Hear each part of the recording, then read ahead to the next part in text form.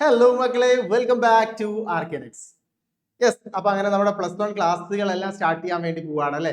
അപ്പൊ ഈ +1ലേക്ക് കടക്കുന്ന സമയത്ത് അല്ലെങ്കിൽ +1 +2 പഠിക്കുന്ന സമയത്ത് പലരും പറഞ്ഞു കേട്ടിട്ടുള്ള ഒരു കാര്യമാണ് ഫിസിക്സ് ഭയങ്കര ടഫാണ്. ഓക്കെ, ഇതിനു മുമ്പ് പഠിച്ചിറങ്ങിയ നിങ്ങളുടെ ചേട്ടന്മാരും ചേച്ചിമാരൊക്കെ പറഞ്ഞിട്ടുണ്ടായിരിക്കും നിങ്ങളോട് +1 +2 ഏറ്റവും ടഫ് ഫിസിക്സ് ആണ്.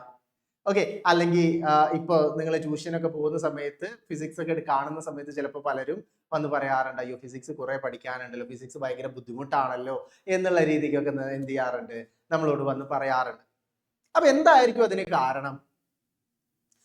നമ്മൾ 8, 9, 10 ക്ലാസ്സുകളിൽ പഠിച്ചു വന്നൊരു രീതി തന്നെയാണ് പ്രധാനപ്പെട്ട പ്രശ്നം. പലരും എങ്ങനെയാ പഠിക്കുക? ഒരു ഡെഫിനിഷൻ കാണും, ഡെഫിനിഷൻ ഒരു 10 വട്ടം എന്ത് ചെയ്യും, കാണാപ്പാഠം വായിക്കും അല്ലെ. എങ്ങനെ വായിച്ച് വായിച്ച് വായിച്ച് എന്ത് ചെയ്യും, അത് കാണാപ്പാഠം പഠിക്കും.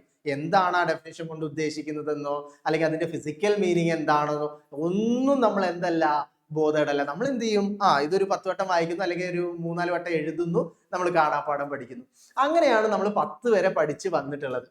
അപ്പൊ അവിടെ നിന്ന് വലിയൊരു ജമ്പാണ് എന്ത് ചെയ്യുന്നത്, +1 +2 എന്ന് പറയുന്നത്. 10 ഏകദേശം 7 ചാപ്റ്റർ 8 ചാപ്റ്റർ എന്തോ ആണുള്ളത്. +1 +2ലേക്ക് വരുന്ന സമയത്ത് അത് 14 ചാപ്റ്ററുകളായിട്ട് മാറുന്നുണ്ട്. ഓക്കെ, അപ്പൊ കോണ്ടന്റ് എന്ത് ചെയ്യുന്നുണ്ട്, കൂടുന്നുണ്ട്. ഓരോ ചാപ്റ്ററിലും അത്യാവശ്യം നല്ല ഇൻഡെപ്ത് ആയിട്ട് തന്നെ പഠിക്കാനും ഉണ്ട്. പക്ഷെ കോണ്ടന്റ് കൂടുന്നതിനൊപ്പം +1 +2ന്റെ പഠന രീതി എന്ന് പറയുന്നത് നമ്മൾ കുറെ കൂടെ സയന്റിഫിക് ആയിട്ടാണ് പഠിക്കുന്നത്. ഓക്കെ, അതായത് എങ്ങനെയാണ് ഒരു ഇക്വേഷൻ വന്നത്, വെറുതെ നമ്മൾ 10 വരെ എന്താണ് ഒരു ഇക്വേഷൻ എഴുതുന്നു, ആ ഇക്വേഷൻ കാണാപ്പാഠം പഠിക്കുന്നു, അതിലെ ഓരോ വേരിയബിൾ എന്താന്ന് മാത്രം പഠിക്കുന്നു, അതിലേക്ക് ഇക്വേഷനിലേക്ക് വാല്യൂ കൊടുക്കുന്നു, ആൻസർ കിട്ടുന്നു.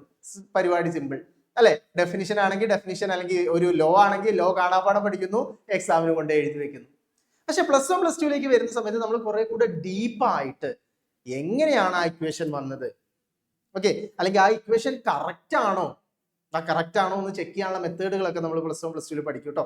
അപ്പൊ ആ ഇക്വേഷൻ കറക്റ്റ് ആണോ, എന്തുകൊണ്ടാണ് ആ ഇക്വേഷനിലേക്ക് എത്തിയത്, ആ ഇക്വേഷൻ സഫീഷ്യന്റ് ആണോ, ഓക്കെ. അപ്പൊ ഇൻഡെപ്ത് ആയിട്ട് ആ ഒരു ഇക്വേഷൻ, വെറൊരു ഇക്വേഷൻ പഠിക്കുന്നതിന് പകരം വളരെ ഇൻഡെപ്ത് ആയിട്ട് എങ്ങനെ വന്നു, എന്തൊക്കെ ആ ഇക്വേഷൻ വെച്ച് നമുക്ക് കണ്ടുപിടിക്കാം, ഓക്കെ, എന്തൊക്കെ പ്രെഡിക്റ്റ് ചെയ്യാം എന്നെല്ലാം വളരെ ഡീപ്പായിട്ട് നമ്മൾ പഠിക്കും +1 +2. ഓക്കെ, അപ്പൊ ഒരു സബ്ജക്ട് പഠിക്കാൻ ഏറ്റവും എളുപ്പം എന്താ, കാണാപ്പാഠം പഠിക്കില്ല. കാണാപ്പാഠം പഠിക്കുകയാണെന്ന് പറഞ്ഞു കഴിഞ്ഞാൽ, കാണാപ്പാഠം പഠിച്ചു കഴിഞ്ഞാൽ നമുക്ക് വലിയ സമയമൊന്നും ചെലവില്ല അല്ലെ. കുറച്ച് വട്ടം വായിച്ചു കഴിഞ്ഞാൽ അത് എന്ത് ചെയ്യും, നമ്മുടെ ഷോർട്ട് ടേം മെമ്മറിയിൽ കയറും. എക്സാമിന്റെ തലേദിവസം വായിച്ചു കഴിഞ്ഞാൽ ഷോർട്ട് ടേം മെമ്മറിയിൽ നിൽക്കും, എക്സാമിന് കൊണ്ട് എഴുതി വെക്കാം. പക്ഷെ നമ്മളൊരു കാര്യം കൺസെപ്ച്വലി പഠിക്കുകയാണെങ്കിൽ എന്താണ്, നല്ല ടൈം കൺസ്യൂമിങ് ആണ്. ഓക്കെ, ഒരു തിയറി നമ്മളത് മനസ്സിലാക്കി അതിൻ്റെ ഉള്ളിലെ ഇൻഡെപ്ത് കാര്യങ്ങളൊക്കെ പഠിച്ച് മനസ്സിലാക്കി മുന്നോട്ട് പോവുക എന്ന് പറയുന്നത് കുറച്ച് ടൈം കൺസ്യൂമിങ് ആണ്.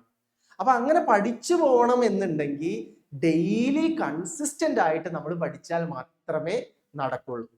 അപ്പൊ അത് പലരും തയ്യാറല്ല.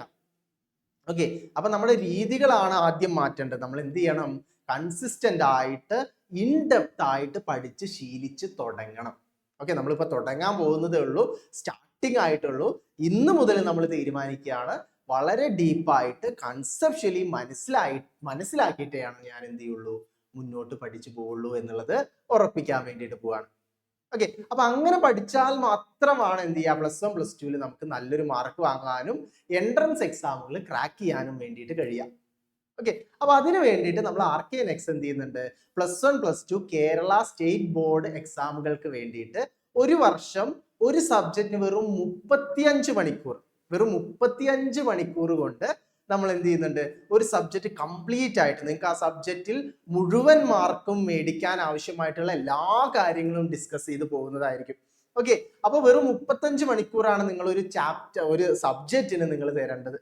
ഓക്കെ, ആ ഓരോ സബ്ജക്റ്റിനും വെറും 199 രൂപയ്ക്കാണ് ആർക്കിടെക്സ് ക്ലാസ് പ്രൊവൈഡ് ചെയ്യുന്നത്. ഓക്കെ, അപ്പൊ നമ്മളെ നമ്പർ താഴെ കൊടുക്കുന്നുണ്ട്, ആ നമ്പറിൽ കോൺടാക്ട് ചെയ്ത് നിങ്ങൾക്ക് എന്ത് ചെയ്യാം, അഡ്മിഷൻ ഉറപ്പാക്കാം.